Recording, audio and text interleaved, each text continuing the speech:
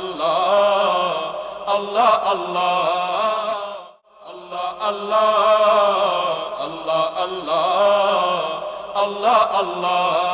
এই পর্যায়ে আমরা চলে যাব চতুর্থ প্রতিযোগীর কাছে। চতুর্থ প্রতিযোগী হিসেবে আসছেন সে সুদূর যশোর থেকে আগত, জাবালে নূর যশোর মাদ্রাসা থেকে আগত উমায়ের বিন মতিউর। আসসালামু আলাইকুম ওয়া রাহমাতুল্লাহি ওয়া বারাকাতুহু। ওয়া আলাইকুমুস সালাম ওয়া রাহমাতুল্লাহি ওয়া বারাকাতুহু। আউযু বিল্লাহি মিনাশ শাইতানির রাজীম। বিসমিল্লাহির রহমানির রহিম।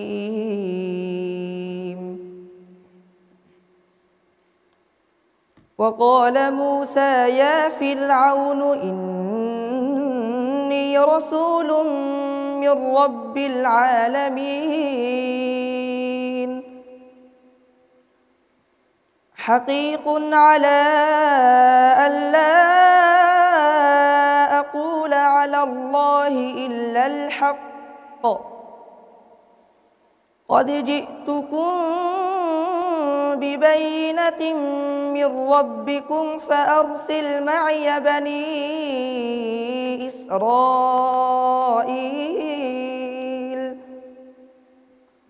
قال إن كنت جئت بآية فأت بها إن كنت من الصادقين فألقى عصاه فإذا هي ثعبان مبين ونزع يده فإذا هي بيضاء للناظرين قال الملأ من قوم فرعون إن هذا لساحر عليم يريد أن يخرجكم من أرضكم فماذا تأمرون قالوا أرجه وأخاه وأرسل في المدائن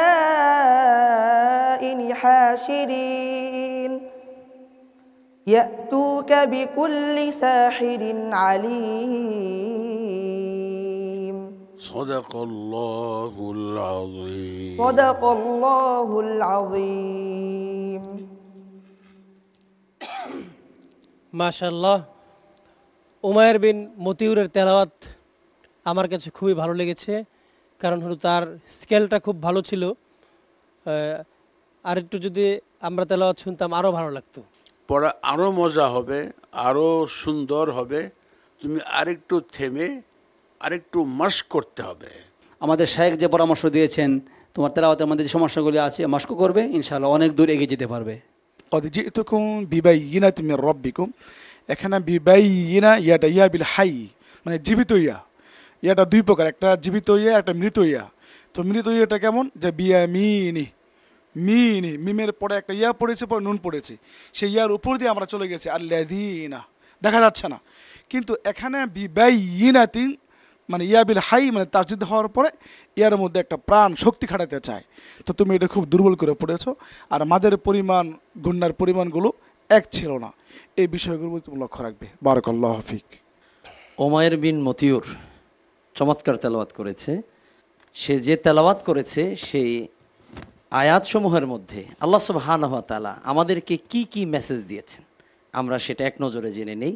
আল্লাহ সুবহানাহু ওয়া তাআলা এই আয়াতে কারিমা সমূহের মধ্যে হযরতে মূসা আলাইহিস সালাতু ওয়াস সালাম এবং ফেরাউনের মধ্যে যে কথোপকথন, সেই কথোপকথন এবং সত্য এবং মিথ্যার যে যুদ্ধ চিরন্তন, সেই কথা আল্লাহ তাআলা উল্লেখ করেছেন। এই পৃথিবীতে সবসময় সত্য মিথ্যার দ্বন্দ্বটা ছিল।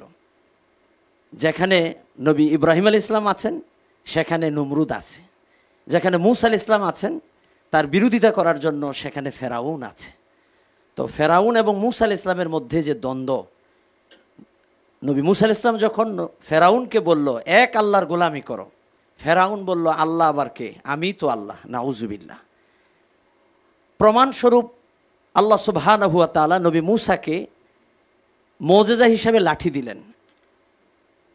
ফেরাউন এটাকে অস্বীকার করলো, বলল মূসার এই লাঠি এটা একটা জাদু, নাউজুবিল্লাহ। ফেরাউন তার জাদুকরদেরকে এক মাঠে একত্রিত করে, জাদুকরদেরকে যখন বলা হলো তোমরা জাদু দেখাও, তারা রশি ছেড়ে দিল, সব রশিগুলো সাপে পরিণত হলো। এবার নবী মূসা আলাইহিস সালাম তার হাতের লাঠি ছেড়ে দিলেন, নবী মূসা আলাইহিস সালামের হাতের লাঠিটা বিশাল বড় সাপে পরিণত হয়ে গেল, সুবহানাল্লাহ। এবং নবী মূসা আলাইহিস সালামের এই লাঠিটা যেটা সাপ হলো, অন্যান্য সব সাপগুলোকে খেয়ে ফেললো। জাদুকরেরা চিন্তা করলো নবী মূসার এই লাঠি এটা কখনো জাদু হতে পারে না, কারণ জাদু কখনো জাদুকে খেতে পারে না, নিঃসন্দেহে এটা আল্লাহ তাআলার নিদর্শন। ফেরাউন এটাকে মানতে পারেনি, বরঞ্চ ফেরাউন অহংকারী হয়ে নবী মূসা এবং তার অনুসারীদেরকে হত্যা করার ষড়যন্ত্র করে শেষ পর্যায়ে আল্লাহ তাআলা নবী মূসাকে এবং তার বনী ইসরাইল অনুসারীদেরকে লোহিত সাগর পার করে মুক্ত করেন, বিজয়ী করেন। আর ফেরাউন অহংকারী হওয়ার কারণে আল্লাহ তাআলা ফেরাউন এবং তার দলবলকে আল্লাহ লোহিত সাগরে ডুবাইয়া মারেন। তো এই তেলাওয়াত থেকে আমাদের এক কথাই যে শিক্ষা, অহংকার সবসময় ধ্বংস ডেকে আনে আর সত্য সবসময় পরাজিত হয়। আজকের প্রোগ্রামটি বিশেষ করে যারা রাজনীতি করেন, পলিটিশিয়ান আছেন, সমাজ নিয়ে চিন্তা করেন, আপনাদের দেখা উচিত। আমি আজকের এই প্রোগ্রাম দেখার জন্য আপনাদেরকে আমন্ত্রণ জানাচ্ছি। জাযাকাল্লাহ।